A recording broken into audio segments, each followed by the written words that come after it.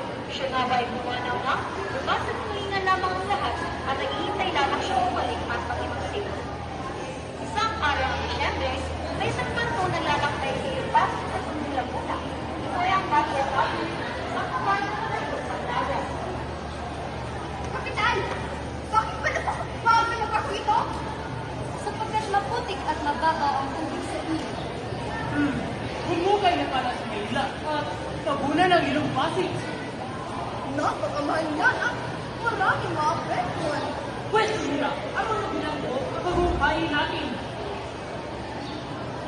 Napastangan! Walang utang na loob! May nakasipang paraan. Mag-alaga ng mga baso mga tagalawan upang lumahing ng tubig. Mas mabuti na matabunan ng ilog. Isa mas dumami pa nagtitinda ng nakakatinig balot. Nagpatuloy ang paglalakbay ng barko sa unang Pasig. Habang naglalaya, ipinagpatuloy ng mga pasahero ang kanilang paghusa hanggang sa marating nila ang kanilang destinasyon. Si Isabel Pagtalis ay nag-iisang anak ni San Rafael. Sinasaya ang kitang lupang walang nagmamayari. Ngunit, pinagbayad siya ng malaking buwis na siya ay natangi na. Ama, ano itong malaking buwis sa aking lupa? Wala na kami hinihingi. Ngunit ama, pinaghirapan ko ang lupa ito. Hayaan mo naman. Isipin mo na lamang na paano masusunod ang pera. Hindi po yan maaari. Hihingi po ako ng tulong sa pamahalahan.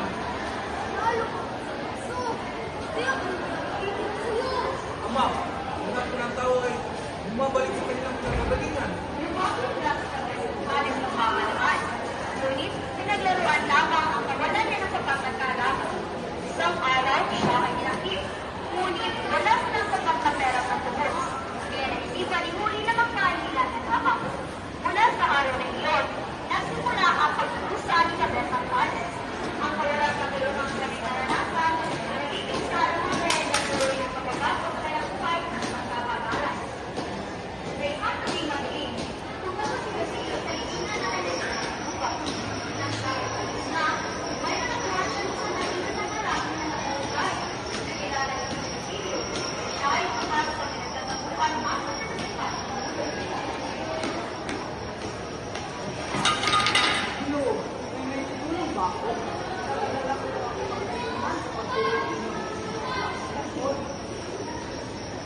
Kasi ikaw ay nakapagdating sa ulihim maaaring aking kasulis.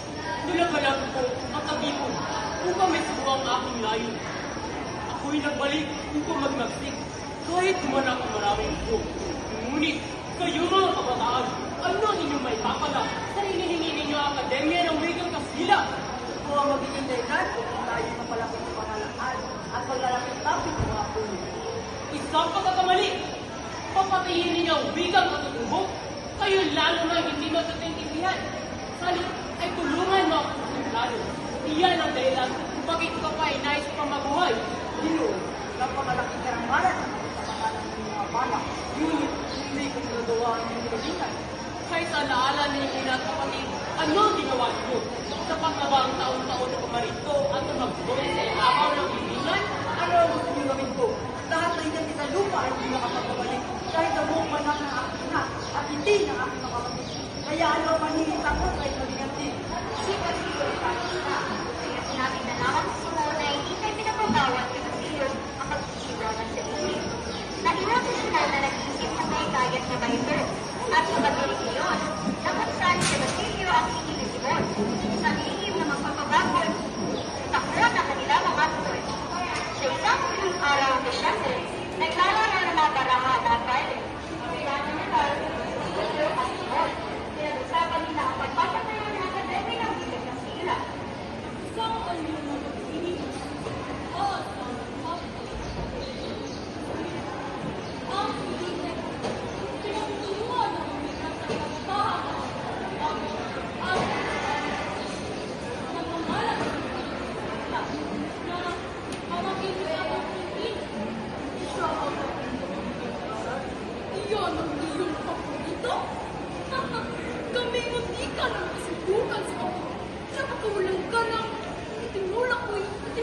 kapatid ko.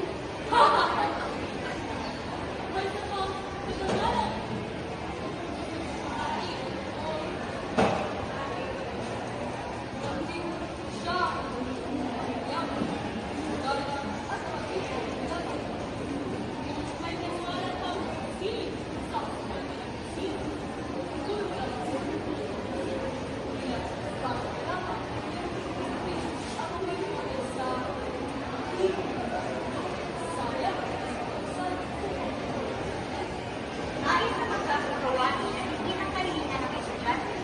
Pag-ipabalas ang pagtitiwala ng pamahalaan sa kanila. Sila rin ay may kalayaang gawin ang kaitulong mga hindi na nagmamalaki sa mga pinagpilian. Natapos ang maraming pangyayari, tuloy nakita sila Simon at Basilio.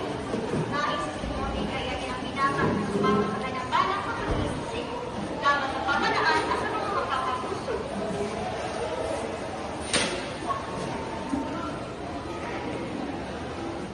Lapit ang simula ang pinagsipan sa pamamagitan ng aking hugas. At kapag kami ay nakapit, lahat ng mga tao hindi tumulong sa amin ay tutuloy na ng kalaban. Kaya ako narito upang ihandukan ka ng bagay sa iyo, Basilio. Ang iyong kamatayan, ang iyong kinabukasan. Ano ba ang aking natutunan? Pamamunuan mo ang isang pangka. Iibain mo ang pintuan ng Santa Clara at kukunin mo ang taong importante sa akin at ikapitan ako. Maria Clara? Oo, si Maria Clara. Siya ang dahilan na aking pabalik at paghihimagsik. Sapagkat himagsikan lamang ang makapagbubukas ng pintuan ng kumbento. Ngunit kayo ay sina. Ano ang inyong ibig sabihin? Si Maria Clara ay wala na. Ilang araw sa buwan ng sakit. At balitaan ko na lamang sa pamamagitan ng iyaw at sa salve ni Padre Eren ang masahal tumanang lang. Hindi maaari! Siya ay buhay pa! At ang maglalaman ko yan lamang yung dahilan, tiyak na ito ang mamamatay!